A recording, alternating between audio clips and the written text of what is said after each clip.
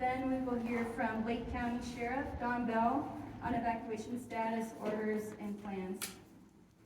The briefing will then conclude with remarks from our incident commander, John Thompson. We will have time for facilitated questions, and then we will conclude so that folks can take some time to look at the map, and several of us will be around to talk and answer your questions. So I'd like to begin by introducing our agency administrators. I'll wait for this word to go by. Amy Kaufman, can you raise your hand? Darren Williams from the PIA. Thank you for coming. And Dave Bokish, agency administrator from the DNRC. These are the managing officials that the team reports to. I'd also like to, I'll get in your shot. I'd also like to identify a few local community resources, including Dr. John Paraguay. Are you here? Hi there. Hi. Can you give us a quick update on the Polson High School evacuation center? The evacuation center located at Polson, I won't yell. Located at Polson High School. We are currently on a standby mode. In other words, we're not open. And we will open probably after this meeting. But we are prepared to open, if necessary, an evacuation shelter in Kalispell, depending on how the fire behaves. And as we all know, fire does not behave. So. Is there a number? Or the 1-800? 1-800. We have it. So. Oh, you want me to give it? Our national number is 1-800-272-6668. Go for option 1 and talk to the duty officer there. Then we will be deployed from duty officer. Thank you. Perfect, thank you. And now we will begin with our fire briefing. I'd like to bring up Bruce Gearstor, Fire Behavior Analyst, to speak to today's past, future weather conditions and fire behavior. Thank you, Kelly. Yes, good evening, everybody. Yes, once again, I'm Bruce Gearsdorf, Fire Behavior Analyst for the team. Been with this group. Actually, this is my 20th season with this team now, so that's pretty cool. I like Montana. I'm getting to know this ground. Some places I've been to several times now. So let's talk about this fire. Let's talk about the weather that we've had a little bit. I'm not going to go way far back because you've been living in it, so you kind of know what's been going on for the last 4 or 5 days now. Just this hot, dry, windy scenario that we've got going, and every time they make a prediction that the winds will come off a little bit, it really never happens. It just continues to blow. We've got about 24 more hours of that. That's what they tell me, and then they're talking about a little bit of a reprieve as we come into the weekend. And all of that is kind of going to peak out probably about this time tomorrow. So my gut feeling is that, we're going to be back into this 85 to 90 degree stuff, and relative humidity is really low that support active fire, and really gusty winds like we've seen today, and some pretty steady winds, especially when you get up high in that elevation.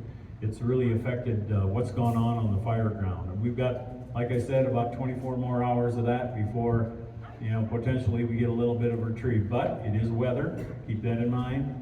And by the time we get to tomorrow afternoon, they could be telling me something different. But right now, that's the best information we have, and that's what we go with, and that's what we're planning for.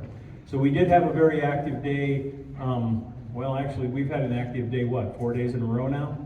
Ever since we got here, this thing has been kind of cooking every day. Right in the afternoon, gets up and burns well into the evening. And in fact, overnight, up on the high ground, roughly that 5,000 foot elevation and above, it's burned all night long. And expectation is that that's going to happen again today. It's going to burn all night long again. Not quite as aggressively as it does during the heat of the day, but still to a degree that, when we go back out there in the morning, because we can't work at night, we can't see anything. You go back out there in the morning, sometimes you think where it's going to be, it's actually in a different spot. And so you have to kind of make your plan work. So in speaking about the fire behavior out here, we've had some pretty aggressive fire behavior that's got up in the grounds and made some pretty hard runs. That's all associated with how the terrain and the fuel lies on the landscape there. Some places are more open than others. The thicker it is, the more that's going to happen, and the more of that crown fire scenario we're going to see. We saw that in places up here on they're very visible from Elmo, and today we're seeing it on the backside from the other side of the mountain over here in this Lake Mary Ronan area and on this ridge above.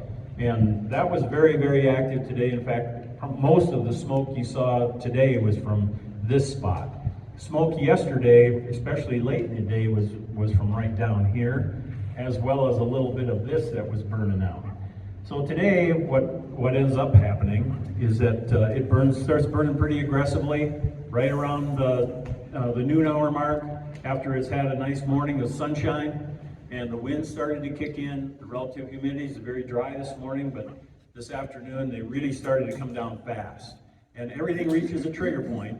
There's certain numerical points out there that really activate fire behavior, and we're reaching those today. We'll reach them again tomorrow. And so that gets going pretty good, and that did in here. There's a lot of thick timber over in this country, and really hard to do anything with fire over in this country. And it actually made it pretty much through this section, and my gut feeling is it's going to be right down on the shoreline tomorrow morning.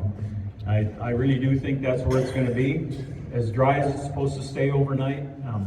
And the gusty winds we have tomorrow and another dry day, I think that's where we're going to be looking at this fire.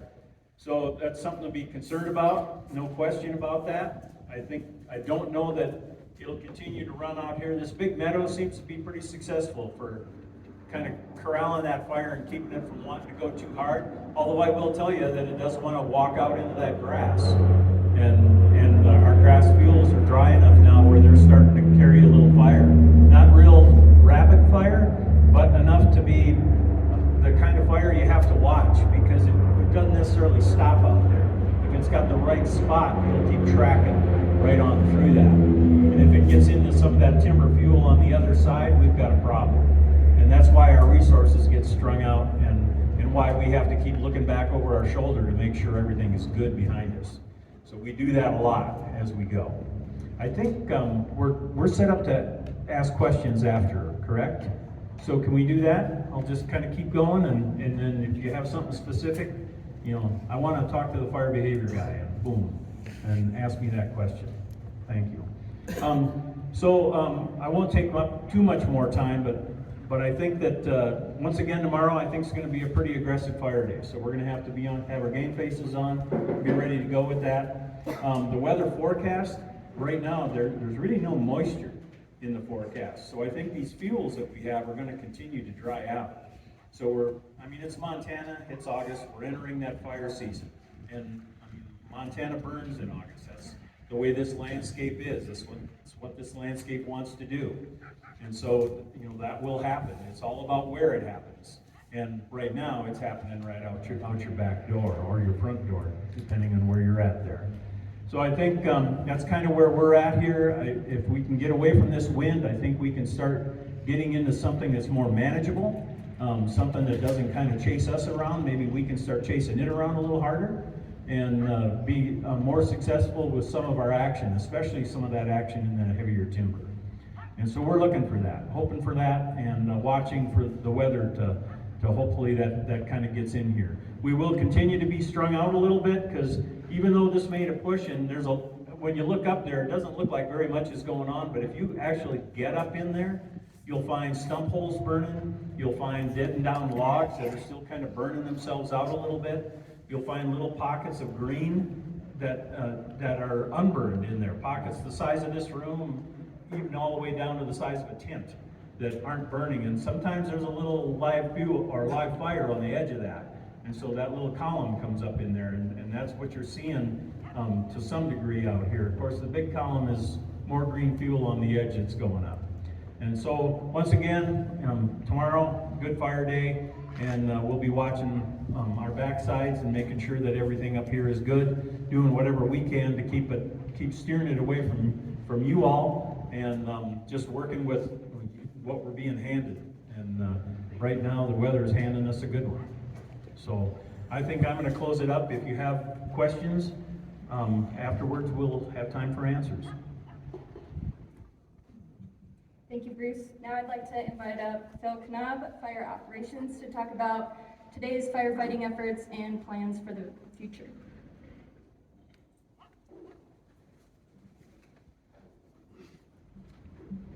Thank you, Kelly. My name is Philip Knob. I'm an operations section chief.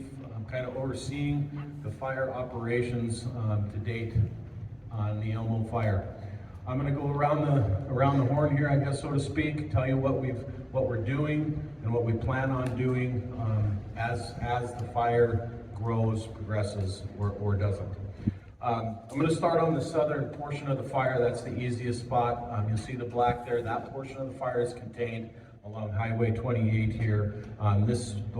Pretty much the southern section of the fire is in what we call patrol and mop-up stage. We're just kind of keeping an eye on it as little smokes, like Bruce talked about, the stump holes, and little pockets of heat pop up. We go ahead and get it.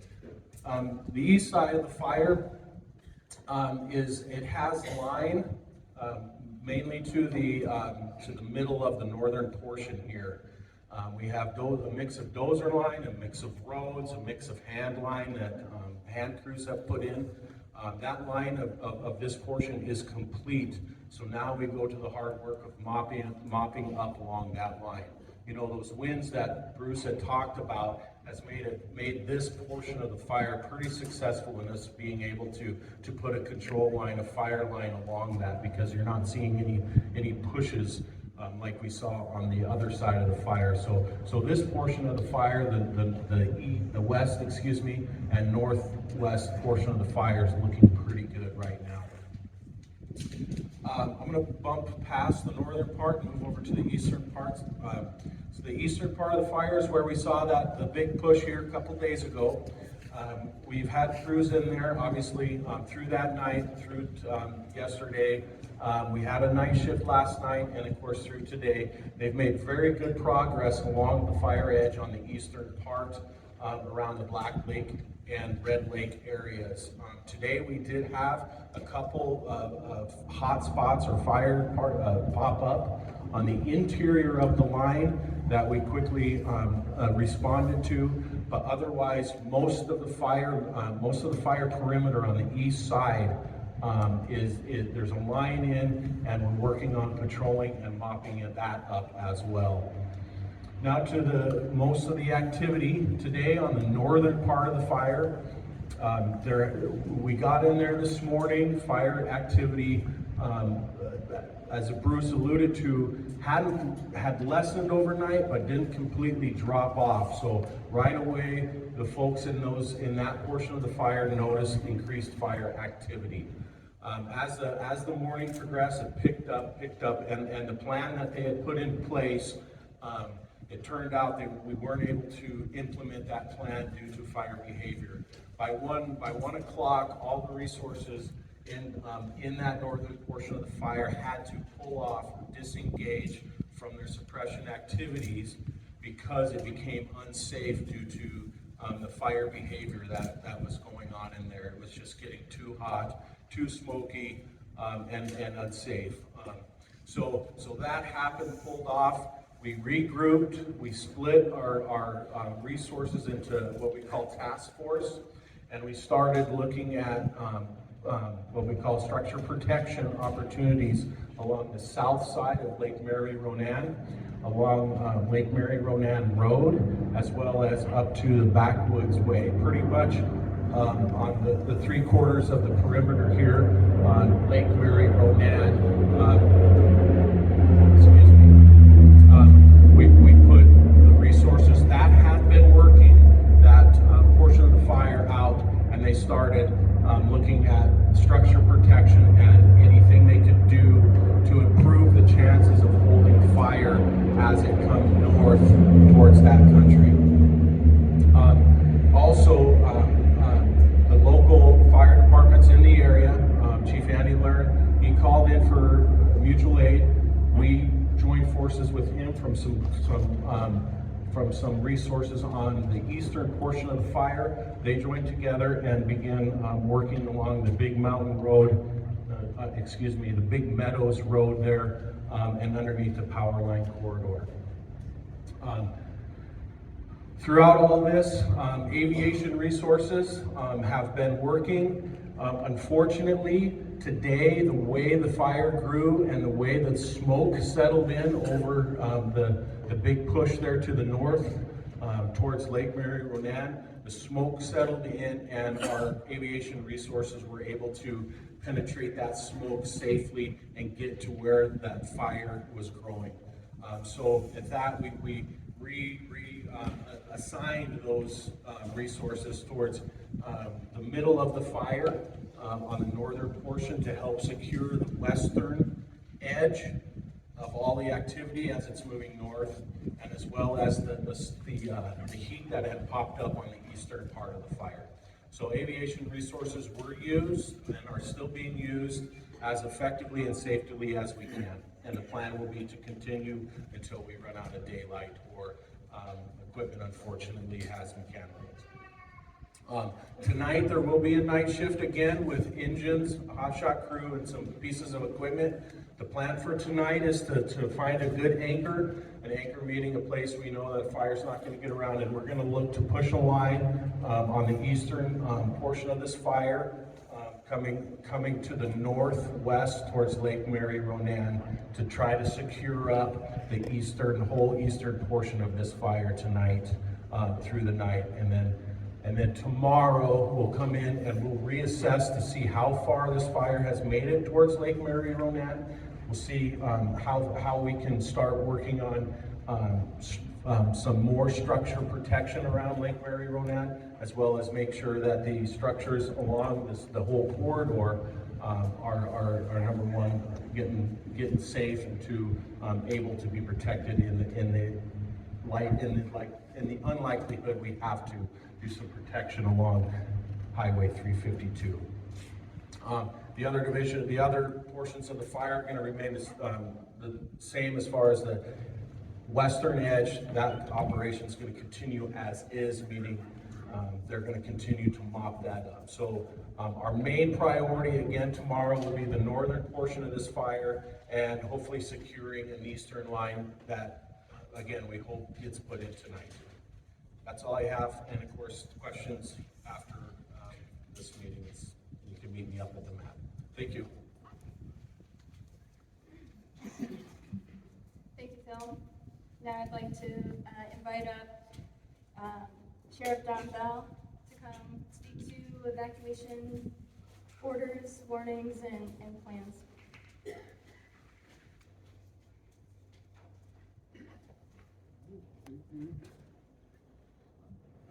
Good evening. Evacuations, I want to thank all those that we talked to the last several days. Appreciate your patience. You're going to find out that we're asking lots of questions, and some people are getting upset and angry, but we're getting reports of people pretending to be us or search and rescue or fire guys, and perhaps they're going to go ahead and try to burglarize your place. So we're really going to give you the third degree to get back in there, or up to this point, we've been pretty hard on you. And I appreciate your patience with that, because we don't want your place damaged while you're away. We're working very hard with the team, and we're manning those road closures and trying to keep your property safe. I think I've covered, as the fire gets better, obviously, we're gonna try to demob us, and so there'll be more access, but until the fire danger is down, I really gotta keep, the civilians out of there, so the fire trucks can move, safely back and forth to protect your property. So, I don't know, that's all I have at this point, and Thank you, and I would just like to take a minute to speak from the information perspective and want to let folks know that we have materials on this table by this gray cooler, and we have daily updates, maps from this morning, as well as QR codes that will take you directly to our InterWeb Elmo Fire website and the Confederated Salish Kootenai Tribes Division of Fire Facebook page. Those are the two primary outlets that we've been sharing information online, as well as our fire information number, 406-818-5200. That number is also on our update and can be found on our Instagram Facebook page. That number will take you to a human who can give you information, and if you leave a message, we will call you back. With that, I would like to introduce our incident commander, John Thompson.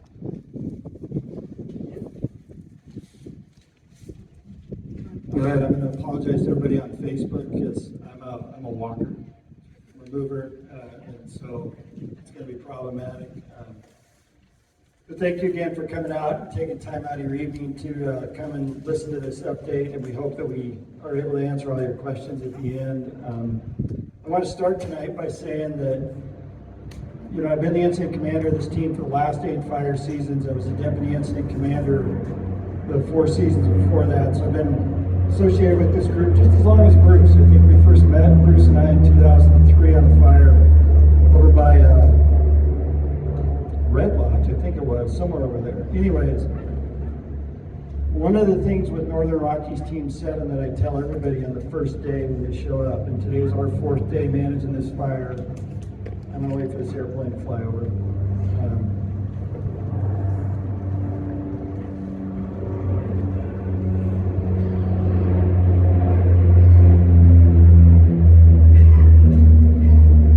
Okay, so anyway, the first day that I'm on any incident, as the incident commander, I like to lay out what we consider our core values for the team. And one of the things that I tell everybody is that when Northern Rockies Team 7 shows up in your neighborhood, everybody's part of the team. We're just a group of people that wear the same shirt, but we want everybody to be part of the team. And for the last 4 days, this has been everything that a team effort is. And I couldn't have done this with the 55 people that I brought in. I couldn't have done it with all these fire trucks and dozers that we brought in. It took everybody, and it took a lot of people from the local area to help us out. And I really applaud that effort, because we'd have been in a way different case, or just different place, if those folks wouldn't have been there to support me as being members of our team, those local VFDs, the law enforcement folks, because they know the area way better than I do. And they've done a tremendous job. When you see those people, shake their hand, give them a hug, pat them on the back, give them a cold water, tell them they did a great job, because they're doing some heroic work out there. They're doing tremendous work out there, and I couldn't have done that alone. So thank you to all of our locals that are helping us out there again.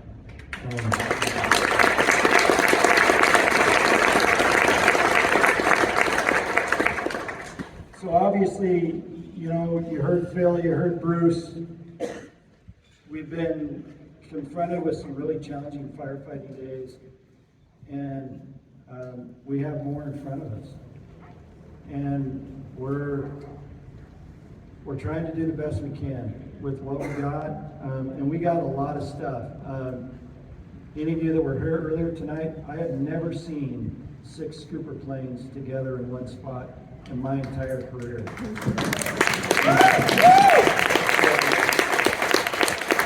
We're very fortunate at this moment in firefighting because we're not competing against a bunch of other fires. So we're getting the tools we need to get the job done. Are we getting the job done? That could be debated. But in my mind, we're getting the job done, and I stood up here on Monday night, and I told you that the most important thing to us is life safety. That's why there's this huge inconvenience from here all the way to here, where you guys can't go back to your house because your life is too precious to me. Why did my firefighters pull off Division O today? Because their lives are too precious to me. And that's how we gauge success, is with life safety. And that's what we're going to continue to use as our decision-making criteria out there. If we can safely do it, we're going to do it. And safe to us and safe to you are two different things. Sometimes we're going to do things that are a little edgy and scary, but we're going to get in there and do it until it's no longer safe to do it. And that's what those folks did this afternoon. I know a bunch of those firefighters, and I know what they're capable of doing, and I know that they worked until the last moment where it wasn't safe to be in there. And they're going to continue to do that every day.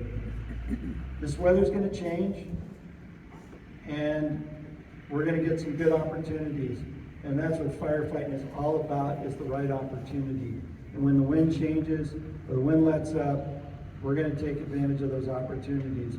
We're going to strengthen what we're doing a little bit out there at night tonight. We're going to have more people out there at night because we know that it's been cooler at night. So we're going to get some folks out there, and maybe that'll help us turn the corner as well. But it's challenging out there. We generally don't see this many consecutive days in a row of what I would consider firefighting that kicks our butt every day. We generally don't see that. But we're here. This is what we're confronted with. This team is up for the challenge, and we'll continue to take on the challenge and get the thing done that needs to be done out there. On Monday night, I stood up here and I told you that I don't sleep much in fire camp, and I haven't slept much the last couple nights because there's a lot of things going on out there, and I know there's a lot of things impacting your guys' lives. The things that are keeping me awake at night really haven't changed. You know, I hate it when people are evacuated. Until we get you back in there, I'm not going to be comfortable. But we're not going to get you back in there until we know it's 100% safe for you to be in there. And one of the worst things we can do in the fire community is to evacuate you, let you back in with a sense of assurance that everything is okay, and then re-evacuate you. That means my credibility is gone, Sheriff Bell's credibility is gone, because we're supposed to be the professionals in this matter. And so we're probably going to keep you evacuated a little bit longer than you think you need to be, but it's because Phil's going to give me advice on telling me when it's perfectly appropriate to put you folks back in there. The other thing that's keeping me awake at night is this weather. It's not just because I'm sleeping in a tent and it's 85 degrees when I go to bed at night. It just won't change, and we just can't get a break. Somebody threw the thermostat up, and I really need them to reach back up there and push it back down. It is just hot out there. It is dry. It is windy. We need a break in the weather. The other thing that's keeping me awake at night that I told you about the other night is disruptions in your lives. I know your guys' lives are upside down at this moment, and I want to get you back right side up. And we're working hard to get there. We're going to get there. And then the last thing, I mentioned this the other night, was location, location, location. I don't want this fire to cross this road. If this fire crosses this road, it's a whole different fire. And we're going to work really, really hard to keep it on the proper side of the road. And we think we got some good opportunities out there. Phil and his folks are working on a plan right now, and I think the plan's going to be successful.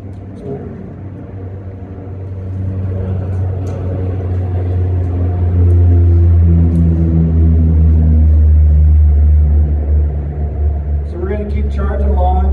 We're going to keep putting life safety first. And we're going to continue to work for you, because we work for you, we work for the Confederated States Kootenai Tribes, and we now work for Montana DNRC. But we really work for you guys, and we're going to continue to work hard, try to get this thing taken care of. I'll let this plane fly over now and close this up and take some questions.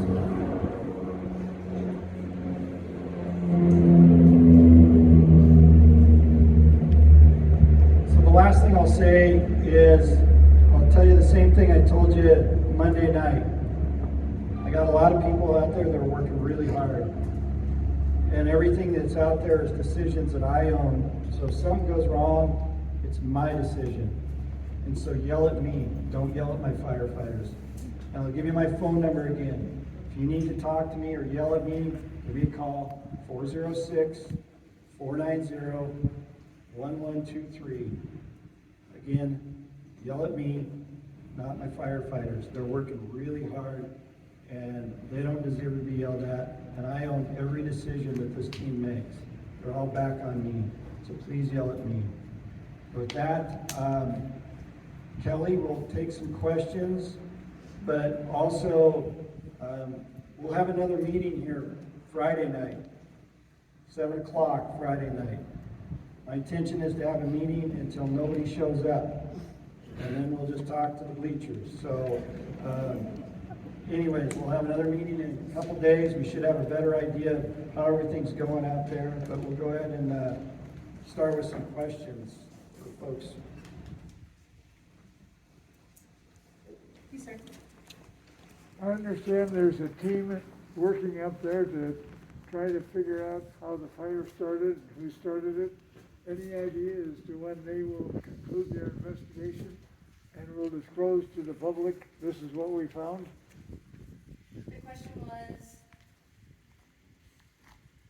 there is a team investigating the cause of the fire. Is there any information about that? And when will we find out the cause of the fire? Is that correct? Well, that's what yeah. I'm gonna give you the generic answer. We can't talk about an ongoing investigation, I understand. but. How long is it gonna be Remember the fire from ongoing? last year? The fire from last year took us about 10 months to get that nailed down. Ooh, wait. So, I'd like to say I can't talk about an ongoing No, I'm sorry, I investigation. understand So, that. sorry, thank you for the You're question. saying 10 months, not 2 weeks. Yeah, well,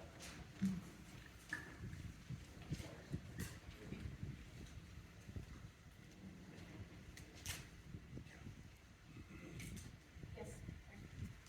It seems like the helicopters are going down towards Folsom to fill up, whereas of course the big planes are doing that here. Is that true, or, and if so, why? It seems like the helicopters are going towards Folsom to fill up, and some aircraft is filling up here. Could you tell us why? So the helicopters, when they're going towards Polson, they're operating out of Ronan. So if you're seeing them heading them that way, they're going to fuel. Usually they can be in the air about 2 hours per fuel cycle. So that would explain that. As far as it pertains to how a helicopter picks up its water, they go to the easiest spot. Might not necessarily be the closest spot, but the easiest spot, because they're constrained by elevation, how easy it is for those helicopters to pull and go up over a hill. So they like the closest place, but it might not be the easiest, so they go to the easiest.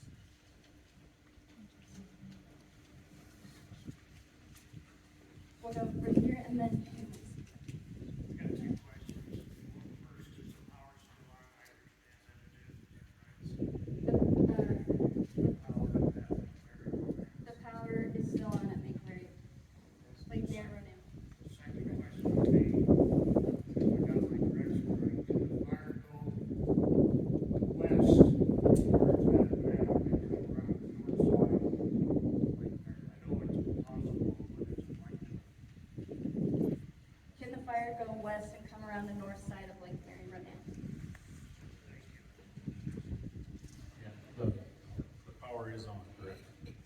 To my knowledge, power up Lake Mary Ronan is on. Mission Valley is working on some power lines that were burnt by Chief Cliff's Lane, and the two right behind us, they are off. As far as the question regarding can the fire move that direction, yes, it could do that. If left unchecked, in other words, if we didn't do anything with it, just let it go ahead and free burn, an active nature is gonna put it out.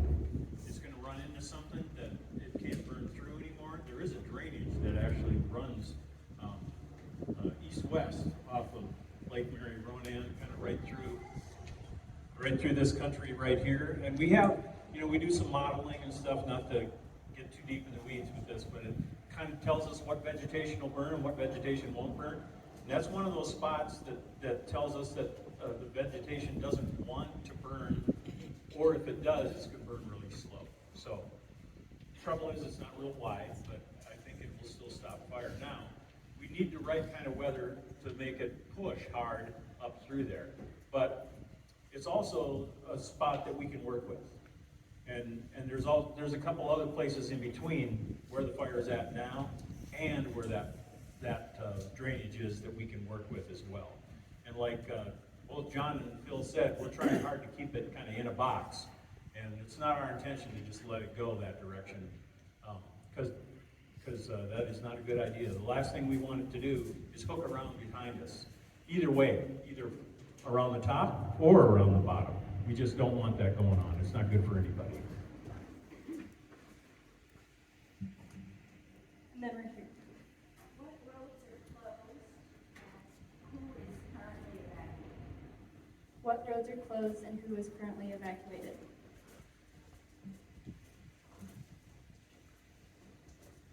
We currently have Chief Cliff Lane blocked.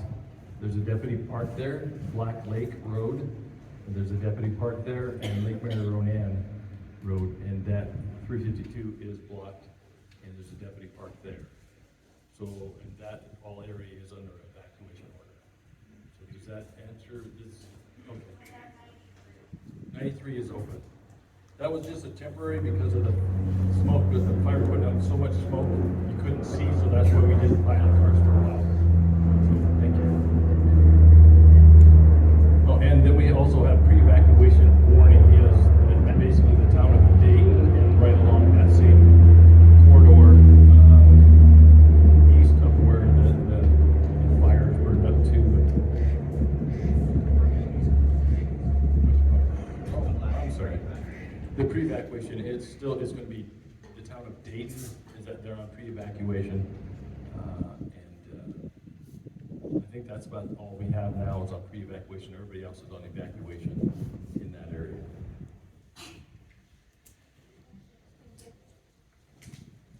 I might go to this side of the room and then I'll come back this way. Do we have questions here? Just for Bruce, please, when you said maybe by tomorrow morning the fire would reach the shore, I didn't know if you meant by Elmo or if you meant Lake Mary Ronan. Could you show us on the map what shore you thought it might reach tomorrow? Bruce, could you show us on the map what shore, what lake, where the fire would go tomorrow? Lake Mary Ronan. What we know is that it's kind of made it. What we know is that it's kind of made it to the top of that ridge line, south of Lake Mary Ronan, and that it's now going to start burning downhill, downslope in towards the lake.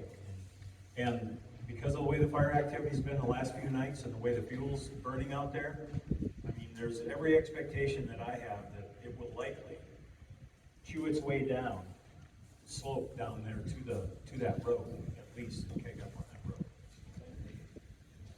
Bruce, what road are you speaking directly of? It's the Camp Tuffet Road that swings around the south side of the lake there.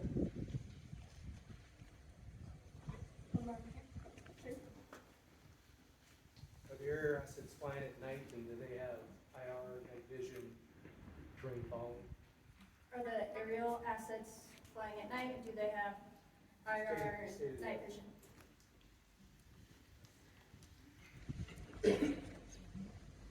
Our aerial resources cannot fly at night. They're based on visually able to see, and obviously the topography, smoke inhibits that. As far as infrared, I know this is not the intent of your question, but we do get high-level infrared flights at night that update us our perimeter every morning, and with that infrared flight, we're able to see different amounts of heat, stuff that's a little cold, stuff that's kind of scattered, and where the hottest portion of the fire is. That happens like late night, early morning. that in the morning. And it's helpful because it helps us detect spots outside the fire line and so forth. So hope that answers. Yes, sir. How And then- many houses have been lost as of this afternoon? How many houses have been lost as of this afternoon? We've lost 8 structures, 5 of those being houses or guest houses, and 3 shops or garages. So 8 total structures that we lost. As of this afternoon? Yes, as of probably by noon. Did you say where they were? Could you just talk about how structures are evaluated or assessed and when? What counts as a structure? Well, what I'm gonna call a structure is something you're gonna live in. So we had 5 structures that was either a house and they had a guest house, and that's how I come up with the 5. We also had trailer houses, big fifth wheels, or, so there's 3 of those that was consumed by the fire, and we had another shops and then garages, and one of the houses that burned had a 3-car garage underneath the house. So my clarification compared to fire is a little different because it's just how I would have to write it up, but that's what we lost. Thank you. Ooh, she was next and then you. Could you tell me how areas are notified that they're under a pre-evacuation notice? And also, does that vary in counties? Could you tell us how residents are notified of pre-evacuation warnings and how that varies by counties? I really don't know what they're gonna do in other counties. I know what we do here, we hand walked and drove up every driveway in Dayton. We walked to every house and talked to somebody. I had my sheriff's office personnel and myself, and I called up my search and rescue, and then we had local volunteer firefighters that we went around and physically talked to every house. And so.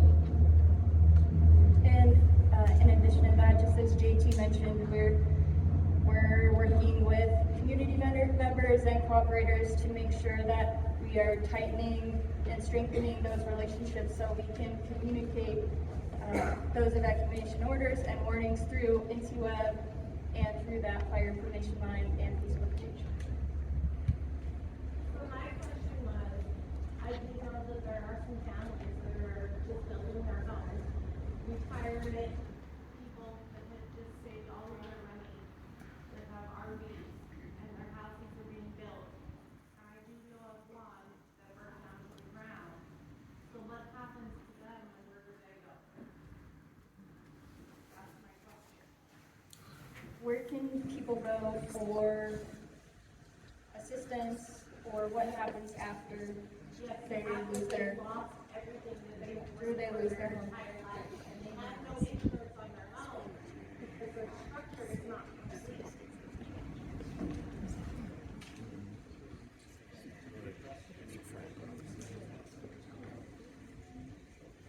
Yeah, immediately for evacuees, we would recommend connecting with the Red Cross and we can help facilitate that number.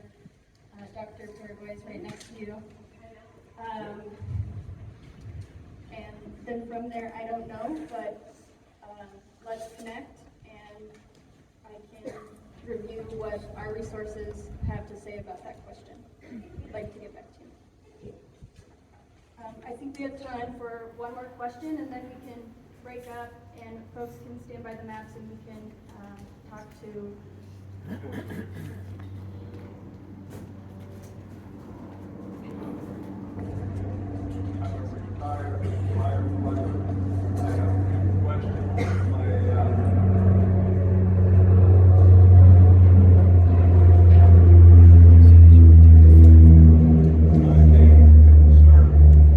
Living here in the valley is for our firefighters.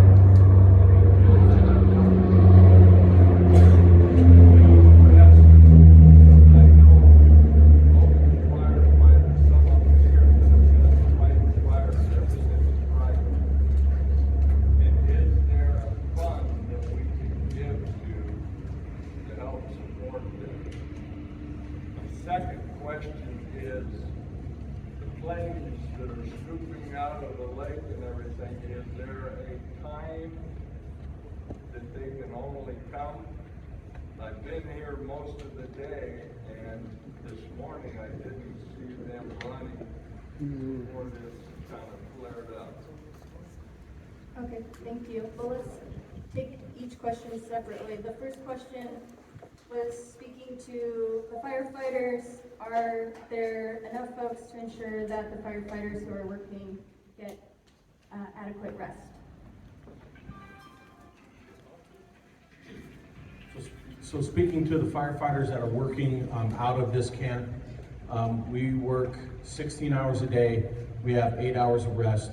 We have good food, and that's basically what we run. A typical assignment for these firefighters in this camp is 14 days, and then we have mandatory 3 days off. Okay, and then we're gonna go back out again. It does get tiring, but that's the job that we do. Now, the local volunteer fire department guys, unfortunately, they don't get those 3 days off. They usually have a day job, so they're getting the rest they can. You asked about how you could support. You know, I say support your local volunteer fire department, either fiscally with donations or sign up and become a volunteer fire department with your local volunteer fire department. That's how I would say is the best way to give back to the local firefighters. Okay. Now towards your scooper planes. Scooper planes have been flying as much as we can all day, every day. Each aircraft is limited to 8 hours of flight time. That's based on the pilot's rest. That's like an FFA, I believe. They can't fly more than 8 hours. Now with that, Lake Mary Ronan was used this morning for scooper planes. That's why we weren't seeing them out of here. They were operating on the back side there where it was easier and closest to get to. Thank you. Thank you everyone for coming. We will still be here for the next 10 minutes. I just wanted to give folks time to ask questions individually and take a look at the map before our operations folks have to get back to work.